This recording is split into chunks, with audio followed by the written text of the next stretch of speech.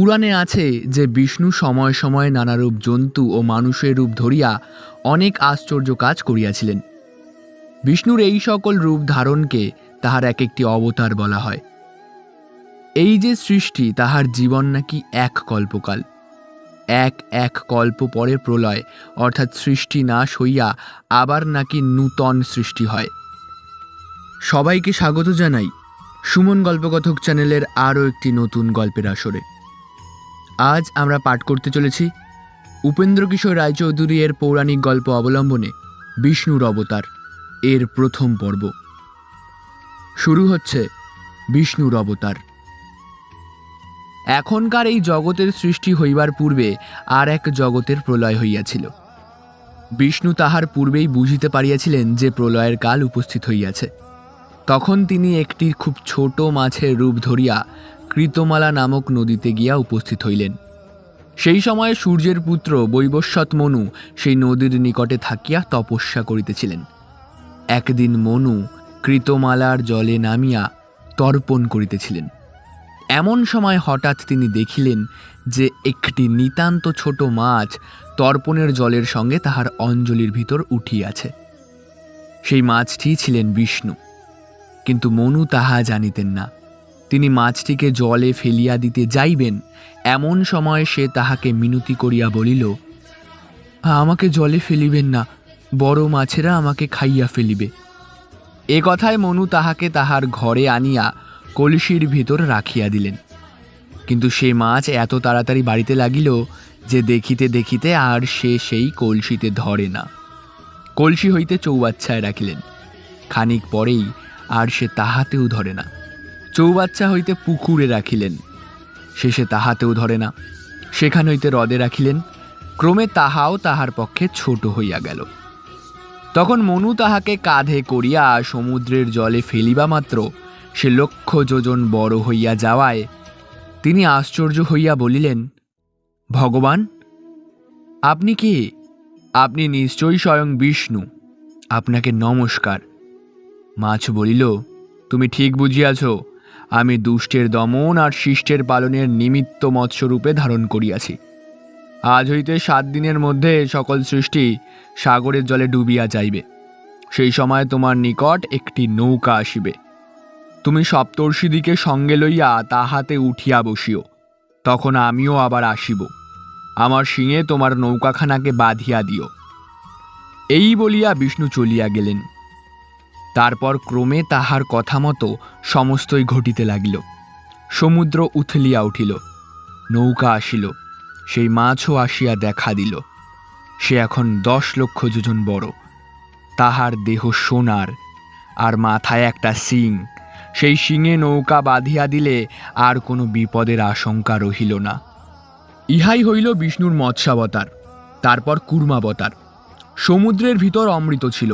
সেই অমৃত পাইবার জন্য দেবতারা দৈত্যগণের সহিত মিলিয়া সমুদ্রকে মন্থন করিয়াছিলেন।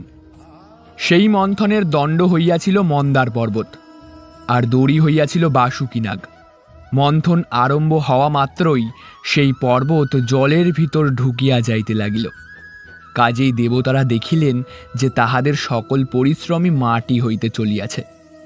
সেই সময় বিষ্ণু বিশাল কচ্ছপের রূপ ধরিয়া পর্বতটাকে পিঠে করিয়া লইয়াছিলেন, নচেত নিশ্চয়ই তাহা একেবারেই তল হইয়া যাইত।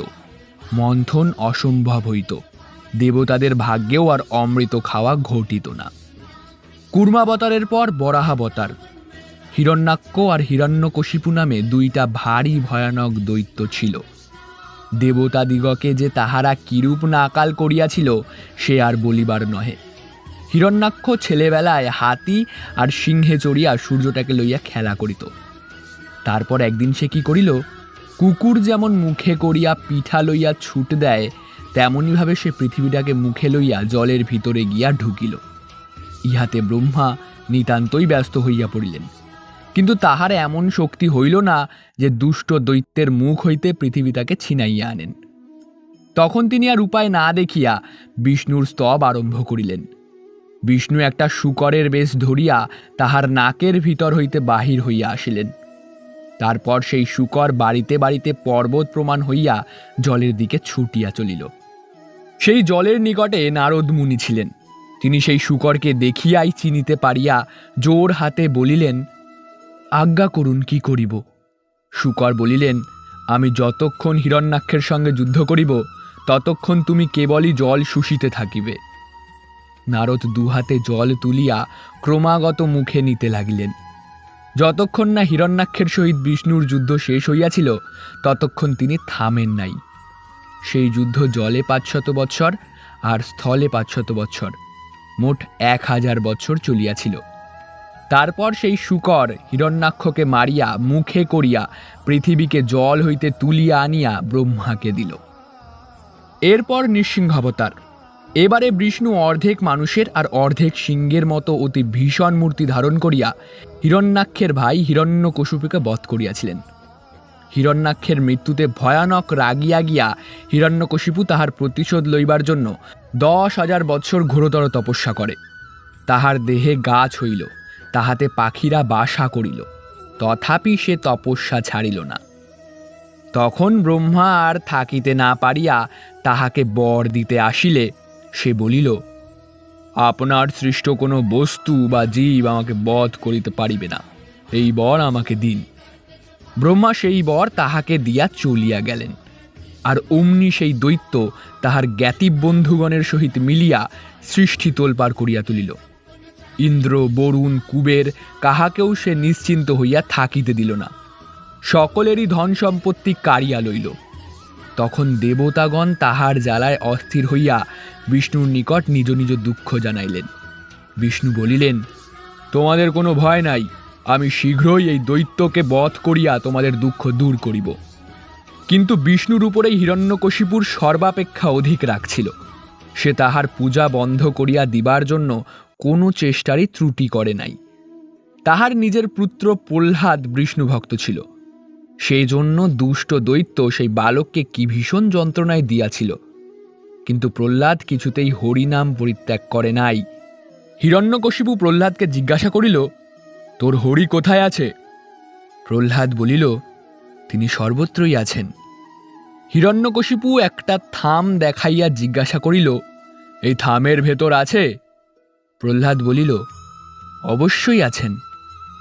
হিরণ্যকশিপু তখন খড়গ লইয়া মহারোষে সেই স্তম্ভে আঘাত করিল। অমনি বজ্রপাতের ন্যায় ভীষণ গর্জনে বিষ্ণু সেই স্তম্ভের ভিতর হইতে বাহির হইলেন। তাহার দেহ অর্ধেক মানুষের অর্ধেক সিংহের ন্যায়, নখ অতি ভীষণ, কেশর উড়িয়া মেঘে ঠেকিয়াছে, মুখ দিয়া আগুন বাহির হইতেছে। দৈত্যেরা ক্ষণমাত্র তাহার সহিত ভীষণ যুদ্ধ করিল, কিন্তু সেই ভয়ঙ্কর নৃসিংহ মূর্তি নিজের নিঃশ্বাস দ্বারাই আর সকল দৈত্যকে মুহূর্তে ভস্ম করিল। দেখিতে দেখিতে হিরণ্যকশিপুর বুক নখে চিরিয়া তাহার রক্ত খাইতে আরম্ভ করিলেন। এত করিয়াও সেই ভীষণ মূর্তির রাগ দূর হইল না, তাহার মুখের আগুনও নিভিল না। তখন দেবতাগণ ভয় পাইয়া তাহাকে থামাইবার উপায় দেখিতে লাগিলেন, কিন্তু কাহারও তাহার নিকটে যাইতে ভরসা হইল না। ইন্দ্র বলিলেন, আমার চোখ ঝলসিয়া যাইবে। ব্রহ্মা বলিলেন, আমার দাড়ি পুড়িয়া যাইবে। গণেশ অনেক সাহস করিয়া তাহার ইঁদুরে চড়িয়া কিছু দূর আসিয়াছিলেন, কিন্তু এর মধ্যে হঠাৎ নৃসিংহের ফু লাগিয়া তাহার ইঁদুরটি উল্টাইয়া যাওয়াতে তাহাকে তাহার সেই বিশাল ভুঁড়িশুদ্ধ গড়াগড়ি যাইতে হইল। শেষে আর কোনো উপায় না দেখিতে পাইয়া দেবতাগণ মহাদেবের শরণাপন্ন হইলে মহাদেব অতি অদ্ভুত সরভের মূর্তি ধরিয়া নৃসিংহের নিকট গিয়া উপস্থিত হইলেন। সেই সরভকে দেখিবা মাত্র নৃসিংহের রাগ থামিয়া গেল, সকলের ভয়ও দূর হইল। এখানেই শেষ হচ্ছে উপেন্দ্র কিশোর রায়চৌধুরীর পৌরাণিক গল্প অবলম্বনে লেখা বিষ্ণুর অবতার এর প্রথম পর্ব।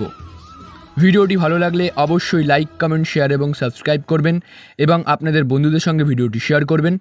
আপনারা যদি ভিডিওটি আমাদের পেজ থেকে দেখে থাকেন অবশ্যই পেজটি একটি লাইক ও ফলো করে দেবেন। সবাই ভালো থাকবেন, সুস্থ থাকবেন। ধন্যবাদ সবাইকে।